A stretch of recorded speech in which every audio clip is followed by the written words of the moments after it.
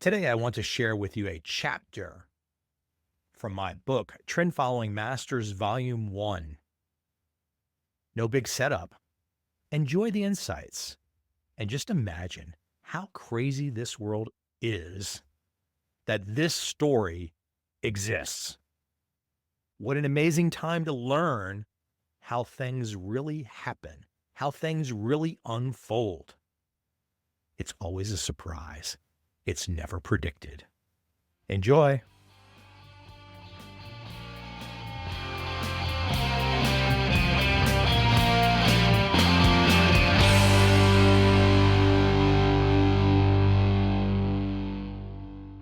Chapter 1. Bill Dreiss, Surfing the Waves. Bill Dreiss graduated from MIT with a degree in electrical engineering. He then went on to Harvard Business School, where he was attracted to Bayesian decision theory and operations research.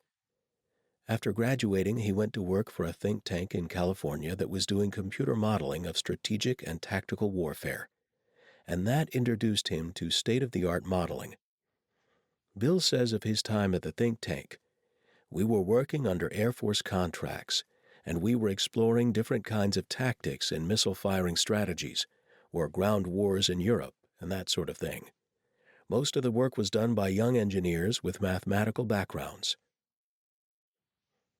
Michael note: I knew the name Bill Dreiss from the performance tracking services, but I had never talked to him. Niels Kostrup Larsen of Top Traders Unplugged connected me. This is how life works. It's all random. Be prepared, because life is 6 degrees of separation. But in the trend-following world, for me, it's 1 degree. Michael Covel. I want to jump in with a philosophical discussion about one of your heroes, if you'd refer to him that way, Benoit Mandelbrot. In 2008, he made a point about efficient market theory proponents. He said they'd like to take the events of 2008 and sweep them under the rug like they're an act of God and forget about them. I'm sure you connect with that. Why don't you tell us where Mandelbrot's going with that comment? Bill Dreiss. What he's saying is that from a statistical point of view, the markets are not random walks. There's a bias in the markets, a persistence that leads mathematically to what we call fat tails. This is an intrinsic characteristic of the market. It's not an exception or something that's out of the ordinary. When I was working for Mandelbrot, I applied his idea of fractal dimension to different markets. I did an analysis of all the markets to see if they had, essentially, a fractal dimension that indicated that they were persistent. After analyzing all the markets and finding that to be true, to varying degrees, I formulated what I consider to be a scientific argument for Mandelbrot's conjecture. What he's saying is that the efficient market hype guys got it wrong when they were assuming that the markets were random.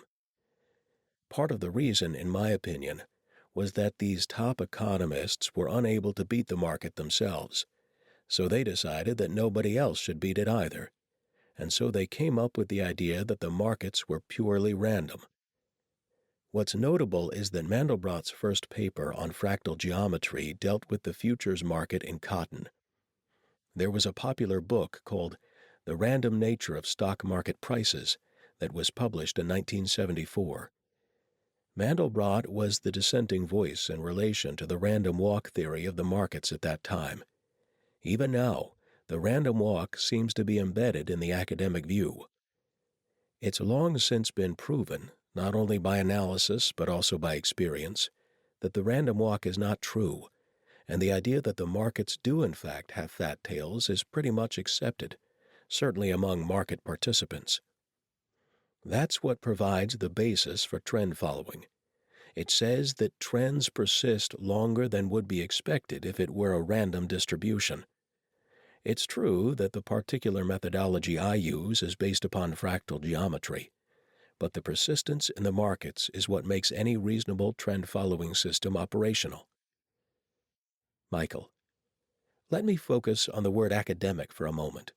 If someone looks at your background, MIT, Harvard, they're going to see an academic pedigree, but you lean to the more practical side. In your early career, you worked in operations, research, defense contracting, and then you went off in another direction and killed it as an entrepreneur. But what were you thinking while you were trading? You're making a lot of money over many decades, yet the academic folks are getting all the publicity. The wrong message was spreading. I'm not suggesting you or other trend followers were entirely ignored, but your work was largely anonymous for a long time. What were your private thoughts as you watched these academics going down this one path, and here you are actually living it and seeing something entirely different? Bill: You mentioned my academic pedigree, but I stepped out of that, just in time. I went to work for a think tank in California when I graduated from business school. We were doing state-of-the-art modeling for structure analysis and missile targeting. This was at the height of the Cold War. A lot of the work involved looking at problems from first principles. Instead of taking existing tools, we redirected various techniques that led us into much more independent ways of thinking. One of my early discoveries was that there are a number of topics on which the scientific consensus is not supported. The point is, I think, that to some extent academics are overeducated, in that they learn models in physics that they then try to apply to markets. But these models are not appropriate. Had they started at a more basic level in analyzing these things, they'd arrive at the same place as myself and other traders. Michael: The freedom to explore different paths is what gave you the advantage. Bill: That's exactly right. In fact, I've lived my life to maximize that freedom. I've had the opportunity to think about a lot of things independently of a structure that is in some ways fairly restrictive. The pressures of publishing deadlines and other commitments means most academics have a day job that keeps them from spending a lot of time doing creative thinking. I've benefited from not being in that institutionalized environment. Talking to other CTAs, commodity trading advisors, I find there's a lot of similarity. I know of other CTAs who have been interested in physics and various other topics that had nothing to do with CTAs. They had original ideas on these topics that are not in the textbooks, but they are not crackery because these are educated, intelligent people. There's another world out there that exists more or less independent of academia. Michael: Before you devised your early trend-following systems, what would have been the first example that you read about or the first person you understood as pioneering trend-following? Would it have been Donchian?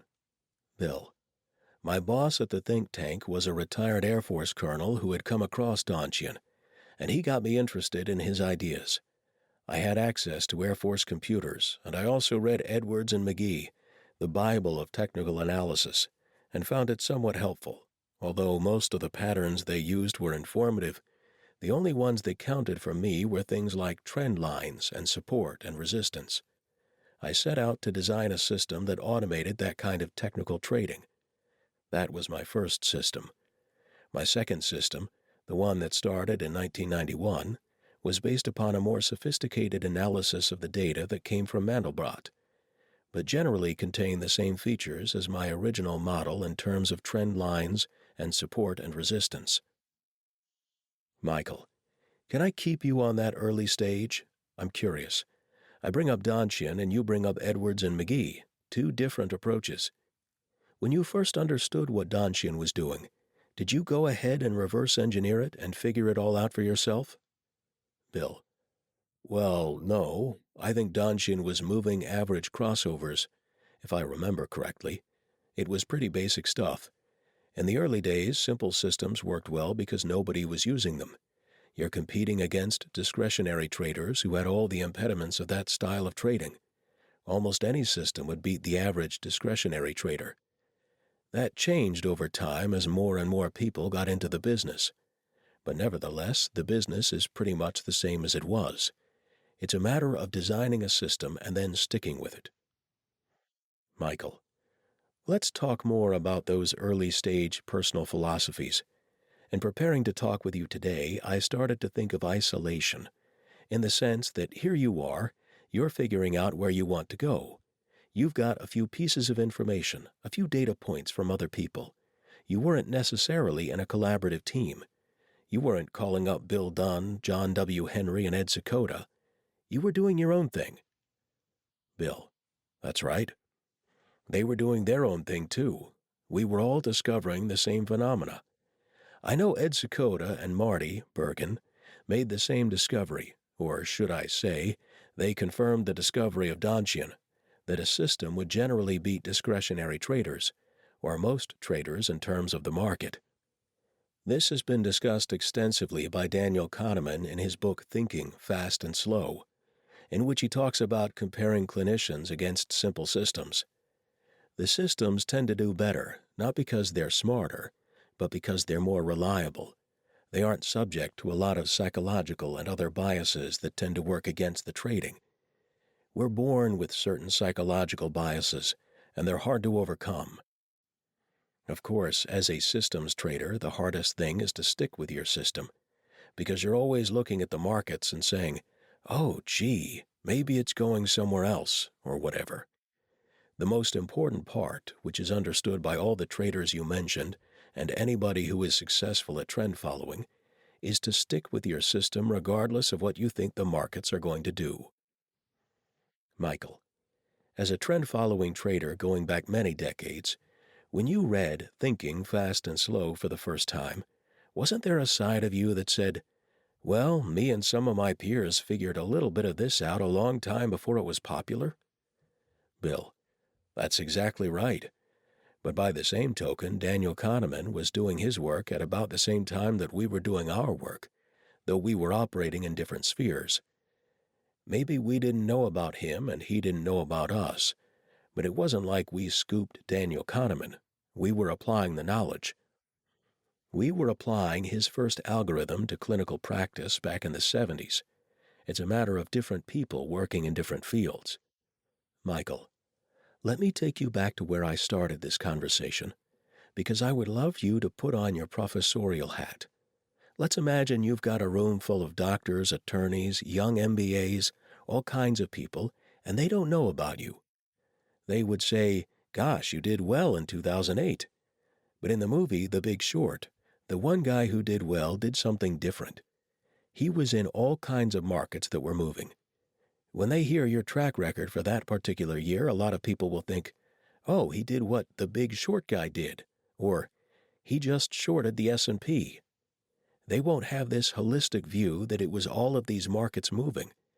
How did that year unfold that enabled you to do so well? Bill, well, there's no decision involved in that process. That was the business I was in. I didn't change my trading at all.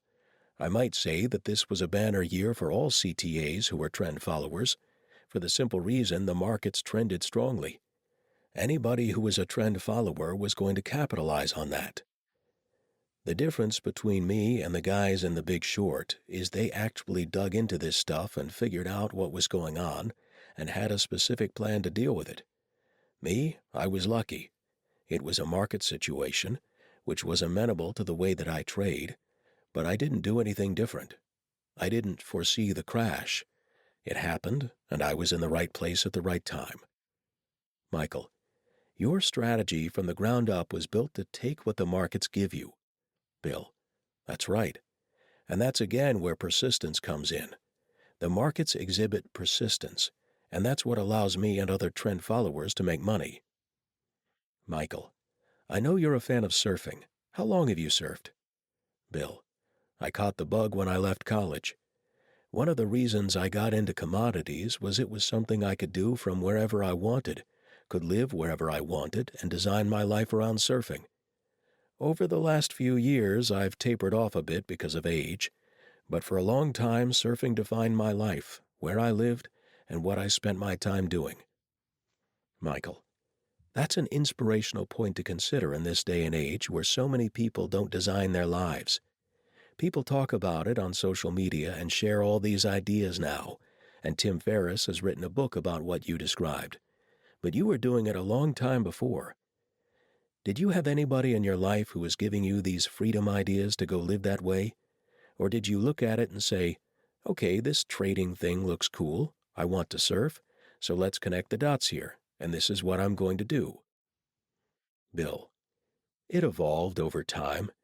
It wasn't necessarily something that came to me all at once.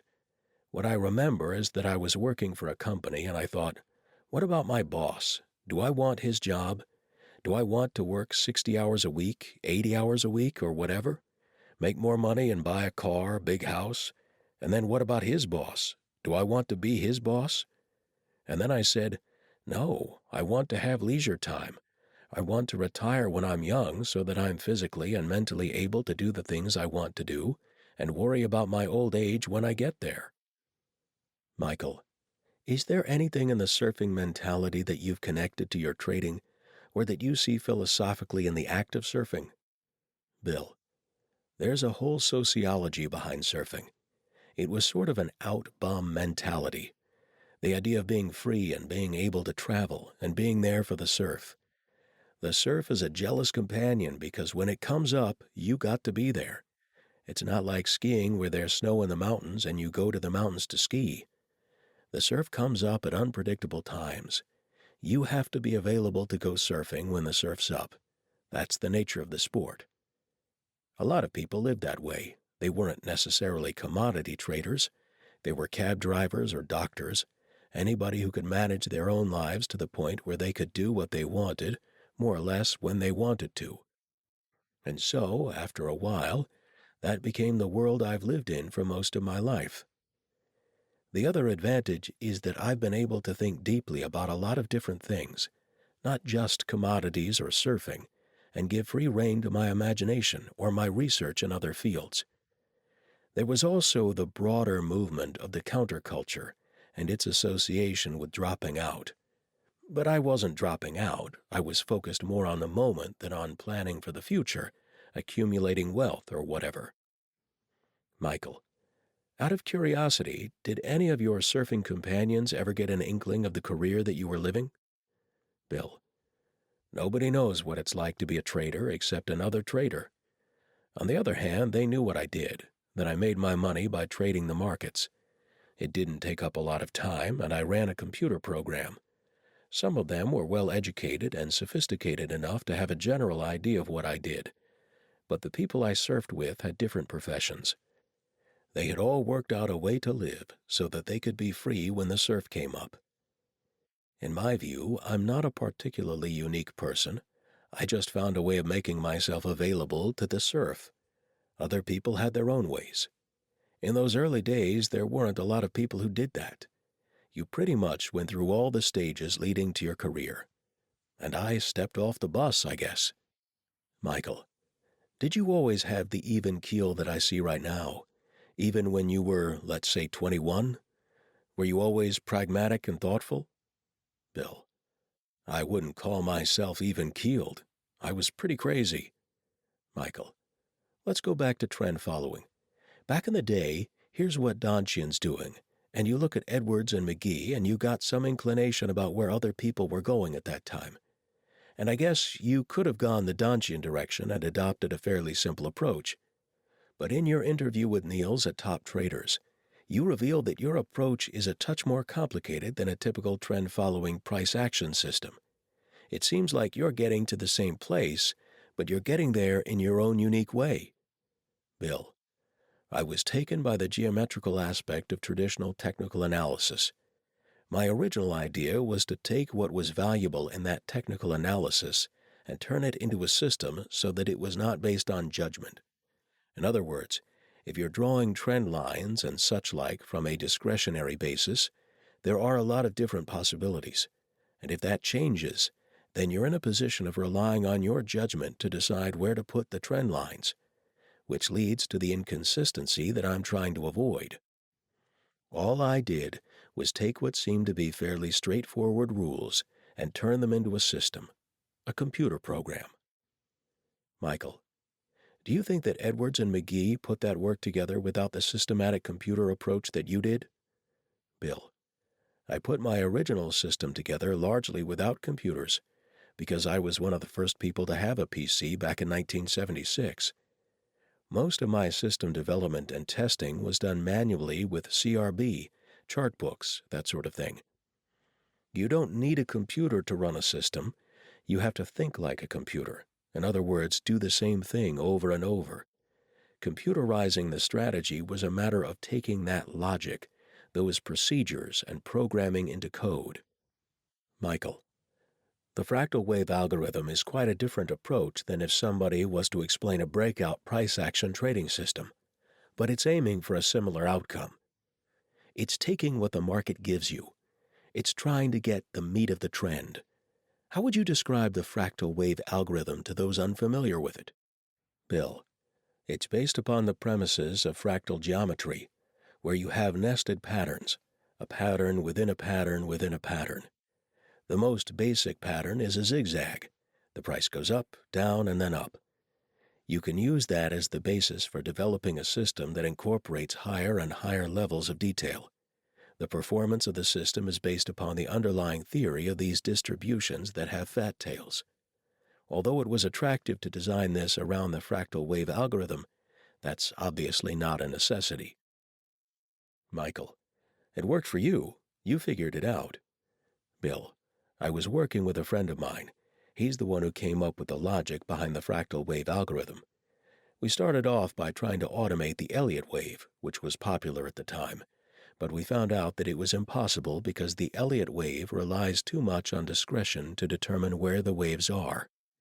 What came out of that was a simpler algorithm, which is more like the Dow theory, in which you have a series of higher highs and higher lows and a series of lower highs, and then those make a larger pattern of higher highs and higher lows, which make a still larger pattern of higher highs and lower lows.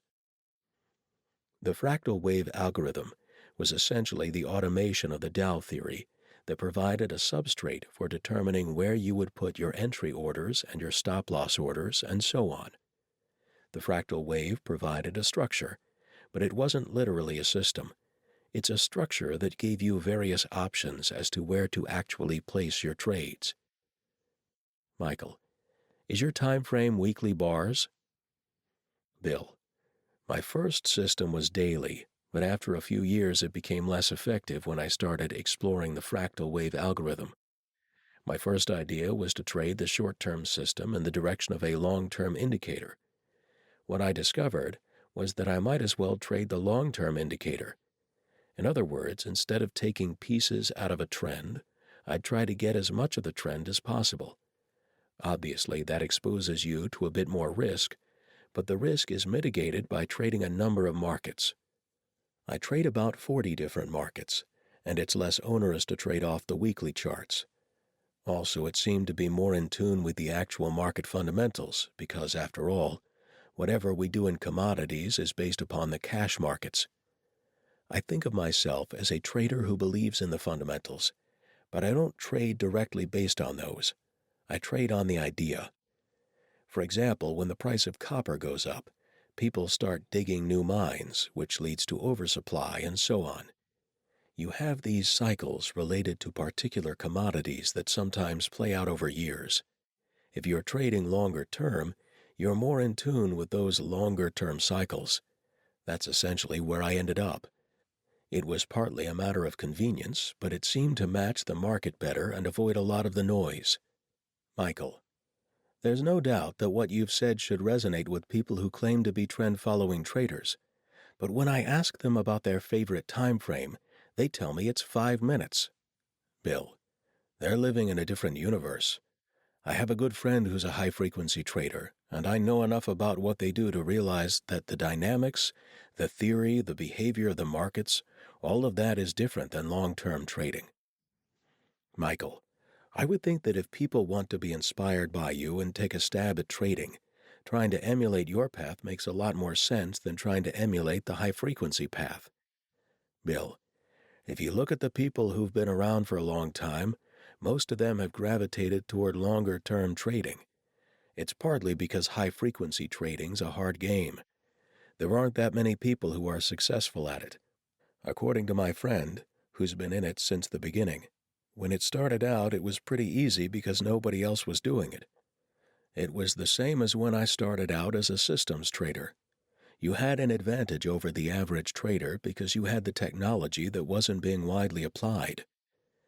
Apparently, high-frequency trading is tough these days, and most of the people who are doing it are more market makers than they are traders. If I were thinking about getting into the business now, high-frequency trading would be the last place I'd look. Michael, there must be some reason that when people first enter this world, they think this short-term stuff is the direction to go in. I'm like you, I think, 5 minutes, what am I doing? I'm going to be glued to the screen. I'm going to be stressed. It's nothing I'd want to do. Bill, that's a good point. For instance, one of the things that was popular when I was in my formative years was the Edward Thorpe book, Beat the Dealer. It was obviously a trading system, but I asked myself, do I want to sit in a smoky casino all day and all night doing this stuff? I naturally gravitated toward methodologies that required the least amount of work for the most amount of gain. At that time, the commission rates were unbelievable. The costs you were paying for slippage were high. There were a lot of structural things in the markets that mitigated toward trading longer term. It was too costly to trade short term. Nowadays, it's a bit different, but nevertheless, you're still having to deal with the noise. And again, it requires a lot of attention, computer power, and you've got to be next to the exchange, all that sort of thing. It's literally another world from the one I live in. Michael, let's talk about your personal psychology. You've already talked about surfing and a different lifestyle, about not wanting to be in New York City or Chicago with all the players. Obviously, you figured out how to do it your way, and it's worked well. How did you instinctively know to avoid becoming immersed in the groupthink? Bill, it was well known then that 95% or so of traders lost money. So the idea was that if you're doing what the vast majority is doing, you're obviously not going to be successful. It was important to try to insulate yourself from being sucked into that logic when you read the commodity news or whatever, which is always out of date anyway. Plus, I didn't want to be a floor trader where I'm coming in every day and yelling and screaming at everybody. I wanted to live a more relaxed lifestyle. Michael, were you the first CTA? Bill, I was one of the first. There was a group that centered around Commodities Corp on the East Coast. They were sort of independent, following Donchian's lead, but we had a group in San Francisco that was more loosely based. We didn't communicate that much, but there was a handful of us who were getting into the business. I was in the business before it was regulated by the CFTC, before there was a CFTC. I was in the founding group who, by and large, at least on the West Coast, made independent discoveries through talking to each other. There were a lot of people in the aerospace industry who had mathematical backgrounds, so that appealed to them. It's hard to say who was first. Michael, when you first wrapped your arms around the idea of trend following and knew that you had a chance to make enough money to do what you wanted for the rest of your life, how did it feel? Bill, the most important thing for me was to be able to support myself without working too hard, and to provide the time for me to surf and live a life of intellectual freedom. I wasn't focused on the money because I didn't care about it that much. That's still the case. I was more interested in maximizing my leisure than I was maximizing my income. Michael, let me take you back even further to a foundational thought. I talked to the psychologist Alison Gopnik a while back, who has written about Bayesian babies. The idea is that babies learn by seeing one thing and following it. And if it keeps feeling good, they keep going in that direction. I know your early background was in Bayesian decision theory. It's not something you learn formally in school, but when one starts to understand this Bayesian thinking, it makes perfect sense. Bill, the Bayesian decision theory that I took was a technical and sophisticated methodology that has not found wide application, at least not in business. You're right, it's more a way of looking at the world and probability theory. It's a thread that's been with me throughout my life. I was convinced early on that probability was epistemological, not ontological, and that's influenced my view of probability. But this is not related to what I'm thinking about in terms of trading. It's a parallel interest that I've had. Michael, in your trading, were you always of the mindset that your system, the fractal wave algorithm, would be applied uniformly across markets? Bill, that's right. My original system was not fractal wave, but by the same token involved trend lines and support and resistance, the basic Edwards and McGee patterns. The idea of it being universal came from the fractal wave algorithm, because it was a way of decomposing data, and that applied to any data stream. I've applied it to other markets, such as India and Japan. Not that I've traded those markets, but I've tested it, and it pretty much works on everything. Obviously, it works better on some things than others, because the markets have different histories. But if you were to give me a market and say, would you trade these without testing? I'd say, yeah, apply the same system, off we go. I have confidence that it would work the way it has for other markets. Michael, when you're having a good year and you're making a lot of money versus another year where you're losing a lot of money, what emotions do you feel, given those different states of the success or lack of success of your system? Do you feel the same during these periods, or is there something different internally? Bill, it's hard to totally insulate yourself from it. To some extent, I feel more comfortable in down markets than I do in up markets. Michael, to clarify, you feel better when you're losing money than making money? Bill, yeah, I have an idea of where it's going and how it's going to end. Whereas when I'm making money, the sky's the limit. The uncertainty is greater when you're making money than it is when you're losing money. In the sense that you're emotionally reacting to uncertainty, then it's sometimes a bit more comfortable when you're losing money. It's because you're being whipsawed. You're being grounded by trades that are getting in and out, and it's not exciting. And it tries your patience, because most of the time the markets are in drawdown. Only a relatively small fraction of the time are they making these runs where you're making a lot of money. Michael, I've talked to a lot of your peers, many of whom have been around since you started, but you come at this so differently. When you compare the correlation of performance with other CTAs over time, have you been tightly correlated? Bill, my performance could be used as an index of CTA performance. And, of course, it's trend-following performance. We don't make money because we're smart. We make money because the markets give us those opportunities, and we have the discipline to follow a system. Of course, not all systems are going to work. I've never quite figured out what makes one system better or worse than another, but the people who've been around for a long time have honed in on the same time frame and the same basic strategy. It's a Darwinian process that weeds people out. For instance, most money that's in managed futures is in trend-following systems. And that's because the other methodologies haven't survived in competition. You have to wonder who the trend followers are taking the money from. Once again, it comes down to fundamentals.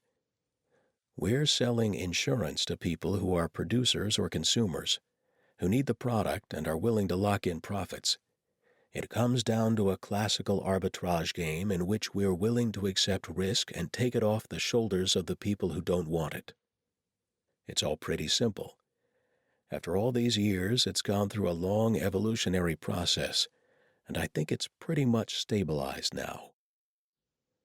Michael, when I first started researching everything I could find on trend following, sometime in the 1990s, one of the most interesting things I observed is it seemed to me that the best traders in the trend following space were 100% systematic. But when I went through all the disclosure documents from the CFTC, there was always, we're 95% systematic, but 5% discretion. All these trend-following traders were saying they were 5% or 10% discretion. And I was thinking, I don't believe this. This is marketing to appeal to somebody. If you're a systematic trend-following trader, you're going to believe in the system. Yet they were all saying they were 5% discretionary. I'm curious to know if you've always been 100% systematic. Bill, the people I know are all 100% systematic. That 5% discretion comment might be a marketing ploy. The number one realization is the need to stick with your system and to do what it tells you to do. Michael, did you ever play with discretion early on, or wonder if it could add some extra value to your system? Bill, no, I don't know that I was ever interested. I saw clearly that 95% of traders lose money, and it was pretty obvious to me that they were mainly discretionary. I had no confidence in my own abilities. I may have tested them out a little bit, but I never had the psychological makeup or even the information to succeed as a discretionary trader. Michael, the Warren Buffett path didn't intrigue you? Bill, Warren Buffett does what I do, really. I mean, he's consistent. He sticks with his trades for years. He's a long-term trend follower. One thing that characterizes a so-called discretionary trader is that he's got to have the action. He's got to be in the markets. It's a psychological need that he's satisfying. It's not irrational. A system trader is one way of being a long-term trader, and obviously, the best way to trade the markets is to put your money in an index fund and let it ride. Michael, we've talked about some of your early stages, but beyond going to school, getting those early jobs, and being exposed to the computers at the Air Force, was there anybody along the way who was influential in the development of your trading? Bill, the people I worked with at the think tank had a unique way of approaching modeling. We were at the cutting edge. This would be the late 60s and early 70s, the height of the Cold War. There was a lot of money going into these new modeling technologies, and this was the first stage of applying them. We were doing a lot of original work, much of it top secret. There's a limited number of approaches to modeling various phenomena, and most of them came into being in that era. I read a book not long ago, The Physics of Wall Street, which talks about the various physics models and mathematical models that were being applied. We knew about every one of these models back in the 60s, and many of them had been resurrected. For instance, deep learning is like neural nets. It's a continuation of a model that's been around for decades, and this is also true with other models. These models have become careers, and people specialize in the various types of modeling, but we were much more ecumenical than that. We selected the model to fit the task, not selected the task to fit the model. We call that model shopping. And that's what people do nowadays. They're educated to apply certain kinds of models. Then they take that model and say, okay, I'm going to apply this to commodity trading, or whatever, as opposed to selecting the appropriate model for a specific problem. Much of what I see today in terms of modeling hasn't changed in years. We're going into probably the second AI winter now. The hype around AI started back in the 80s when everybody thought machines were taking over, and now we're hyping AI. Computing power has expanded so much, but data mining is not thought. Human beings have creativity that computers are incapable of, and that's going to be true for the foreseeable future. If you want to see what AI does, go online, and you'll see all these ads popping up for something you've already bought. Is that intelligence? Michael, one of my favorite guests on my podcast has been Robert Aumann, who won the Nobel Prize for game theory. I was a little petrified to talk to this 90-year-old Israeli game theorist, but what was so great about him was the way he explained things like mutually assured destruction. Look, we had to have the bombers up there ready to go for 40 years straight. That's what kept the peace. It was one of those light bulb moments where I thought, wow, he took all the math that he has in his head that the average person can't understand and simplified it in a way that would make sense to anyone. Bill, that's right. We were doing sophisticated modeling, but by the same token, we understood that in an actual nuclear exchange, most of that stuff wouldn't work. It would be chaos. You had to keep up with that game because the other side was keeping up with the game. That was essentially my understanding, that you were in a situation where you had to do it, and what looked like something that was counterproductive, say to the public, was actually necessary in terms of the situation at the time. Michael, as we wind down, I want to look ahead, because one of the favorite topics of the media about every 5 years is that trend following is dead. It's gone, it's over, they're all losing money, it's never going to work again, and then something happens. This is a repeatable pattern. You've been in this industry for decades. If you had to look ahead, how do you see a strategy of trend following unfolding for the next 50 years? Bill, it'll change in terms of the particulars, I suppose. Michael, You mean what markets are traded, perhaps? Bill. I don't know. Obviously, new markets are coming into play, and old markets are going to become inactive. But the basic trend-following strategy relies on fundamental characteristics of human psychology and economics. As long as there are markets, there will be trend-following strategies, and the same underlying mechanisms that cause those to be viable will persist. My current system has been virtually unchanged in over 30 years of trading. I've tweaked it a little bit here and there, but the point is it keeps working. And the reason it works is not because of the system itself, it's because of the existing economic environment. Let me put it this way. When I look at the market behavior, I don't see anything that I didn't see 50 years ago. In fact, I've seen markets like sugar and cocoa go bananas, seen cotton go up limit 2 weeks in a row, and then go down limit 2 weeks in a row. Things that would be astonishing today were not so astonishing back in the 70s, but by and large, the markets behave the same as they always have. Michael, if you had to look ahead and say, well, there's going to be trend-following strategies, but there might be changes in the margin, would you also see something like the 40% winners, 60% losers? Will that type of philosophical foundation still be a part of trend following? Because we don't have the ability to predict what's going to be the next big trend. Bill. There are some general parameters that will continue to persist. That's the sweet spot in the markets. It's almost as if the markets are going to extract maximum pain from traders, and any strategy that capitalizes on that pain is going to continue to make money. In other words, it's back to psychology. Most people are wired to do the wrong thing when they're trading the markets. That's not going to change. Michael, are you ever going to retire? Bill, I've pretty much retired now. Michael, but you're still trading? Bill, from my own proprietary trading, but I'm not holding myself out. I've withdrawn my membership of the NFA and CFTC. I'm not trading for clients, my own money.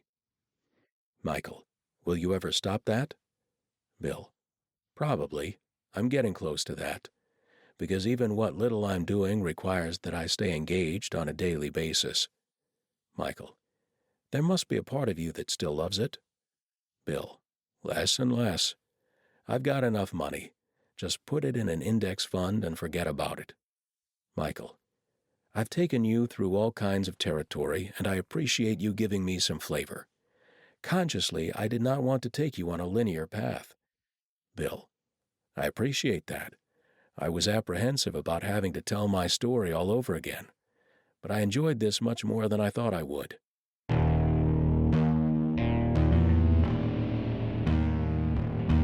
I see a time when those awake will understand how to make money in up, down, and surprise markets. Whether new trader or experienced, college student or financial advisor, protecting against a crash or just trying to make a lot of money, trend following offers everyone an answer in uncertain times. To get started immediately, send me an email, michael@covel.com. I will send you the right trend following steps to take along with my free video. But if you want to buy and hold, trust the government and trust Wall Street, this is absolutely not for you.